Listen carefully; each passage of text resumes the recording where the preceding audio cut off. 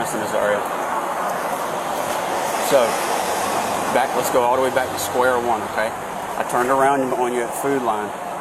I actually came out of Cost Plus, and I came up behind you. I saw you before you turned. And you had no tags displayed. I see it, but per the law, it has to be in the license plate bracket. I understand it's paper, and I understand why it's there. Yes. But at that time, I had no idea. I didn't know that you had a vehicle registration until I approached your car. And at that point, I was too busy dealing with you to deal with the tag. You want me to wipe your eyes? Okay. So, look, all this was going to be was, hey, man, I stopped you. You didn't have a tag. You got your driver's license. I'd have ran you, and you'd have been on your way. Okay? What would have been a 2-minute traffic stop turned into all this.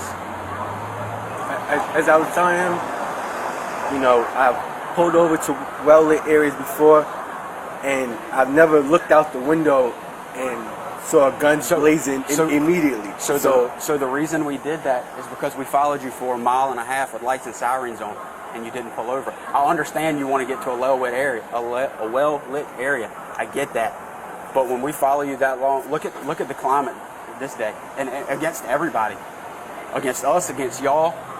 You know what I mean? Yeah. I'm not out to hurt you, and I know you don't want to hurt me. That's not what it's about. What it's about is making sure that everybody goes home at the end of the day. So when you don't stop and you continue to proceed, our suspicions are raised. What's going on in the car? What don't he want us to see? So you pull into here, and if you would have just complied with the simple commands that we were giving you originally, it would have been done and over with. And you would have got back on your car and you'd be gone by now. But you wouldn't get out the car. You wouldn't comply. It was just looking out the mirror and seeing your guns out already. That's why I was asking, like, what's going on? I was just...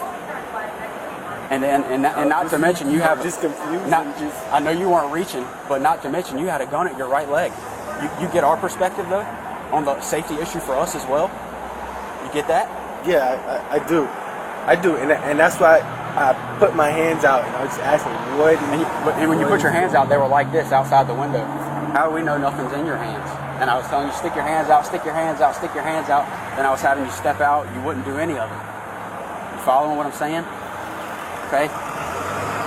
So this can go one or two ways, okay?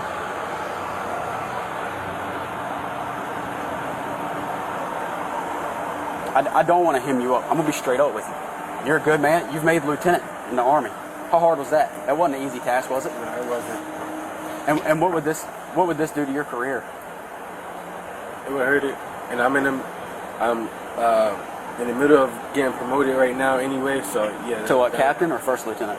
To first lieutenant. Okay. And then when we get you out of the car, we have to wrestle with you on the ground just to get your hands behind your back, just to put you in cuffs, just for the safety matter. You follow where we're at? I mean, what would you do if you came across that overseas, you know? If you were infantry and you came across that? You follow me? You see where we're coming from? I'm trying to work with you as much as I can. I would have never wanted, like I said, it would have been a simple, you know, hey, I see your tag now.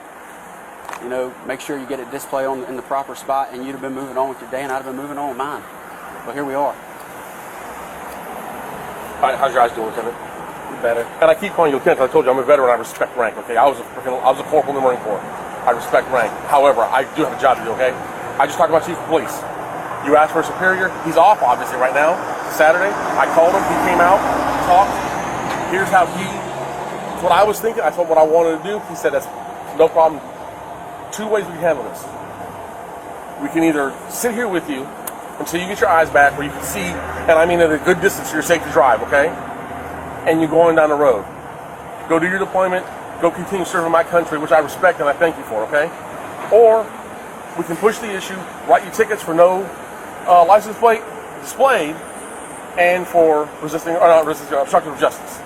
I don't think we need to go that route because that route makes the Army get involved, and I know how they are. You don't know this. The Army, he'll vouch for it because he's been in and he's got friends that are legal officers. I know. The military is the only place the military is the only place where double jeopardy exists legally. Because whenever we do to him, the Army can turn around and jam him for the same thing. I don't want to see that happen. You're obviously a second lieutenant. You ain't been in very long. if you plan on making this a career or even 6 years or whatever, it's up to you. I don't care. There's no need getting this on your record. I don't want it on your record. However, it's entirely up to you. If you want to fight it and argue, I mean, and I don't mean that disrespectfully, okay? I mean, you have that right as a citizen.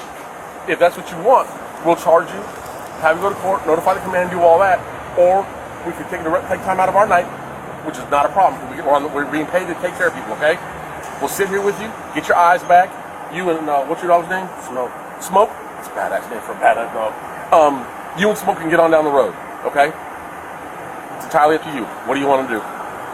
I ain't got no problem. I'll sit here with you till you get your eyes back and send you on down the road. Okay? I don't want to charge you. I will. It's my job. I don't want to. The chief's giving me discretion on how to handle it. He's like, these are the two choices. I said, that's what I was thinking. That's what I want to do. He's like, not a problem. We can either let it go, help him out, get his eyes back, and get him on down the road so the Army doesn't get involved, or we can charge you, and then it's a big hassle for you. It doesn't change my life one way or the way. Because, you see what I'm saying? It's not about me. This is about you. What you want to do. If you want to just chill, let this go, and no charges filed, we'll take the handcuffs off, we'll get you a bottle of water you can drink on, and sit here until you feel comfortable driving. All right? Mm-hmm. Or the other option is we write the summons, discharge you, by then we have no choice. We have to notify your command. And again, I don't have to be an ass. I don't have to be threatening. I say that because that's just the way it is. Okay? I just talked to my boss. Those are the two choices that he gave me. Personally, as a veteran who served, okay, I did 6 years in the Corps. My wife's a retired sailor. She retired as a EA out of the Navy. Okay? I don't want to see you get jammed up by the Army. Okay? I don't want to see it happen. If you need to spit, just let us know. Go ahead and spit. Because we've both been sprayed, so we know what it's like. It sucks. If you need to spit, go ahead and spit. You're not going to offend us. Good. All right. What do you want to do, Lieutenant? I'll let you tell me because... I mean, nobody's going to ask for charges, so I'm not going to ask for that. I understand that. However, I have to make that option available to you, right? I mean, I have to. So here's what I want to do. Especially as calm as you've been since everything ended, I want to take the handcuffs off, let you sit here with Smoke. We'll sit here and wait with you. Let your eyes come back. Okay, because it takes anywhere from 20 to 40 minutes depending on how much actually got in the eyeball itself before you can really see well how to drive, especially at night. Okay? We'll sit here with you, and then we'll get you on down the road. And the command won't know nothing about it. All right? I do have a good rapport with my command, so I wouldn't feel right not talking to them about it. So that's entirely on you. I'll put it this way then for you. They're going to hear from you. They will not hear from us. I'll give you that much respect, okay? Because I understand. I told you, I was in for 6 years. It's always better for the command to hear it first from you than somebody else, especially with law enforcement. That's never a good thing. Go ahead and unhook them. I want to talk to you a little bit. Okay. I get it, okay? I get the climate we're in right now. I get it, okay? The climate we're in, what the media is spewing with the race relations between minorities and law enforcement, I get it, okay? So like I told you, as far as you not stopping and because you weren't comfortable and you wanted a well-lit spot, Lieutenant, that happens all the time. It happens to me a lot. And it's I would say 80% of the time, not always, 80% of the time, it's a minority. And I totally get it.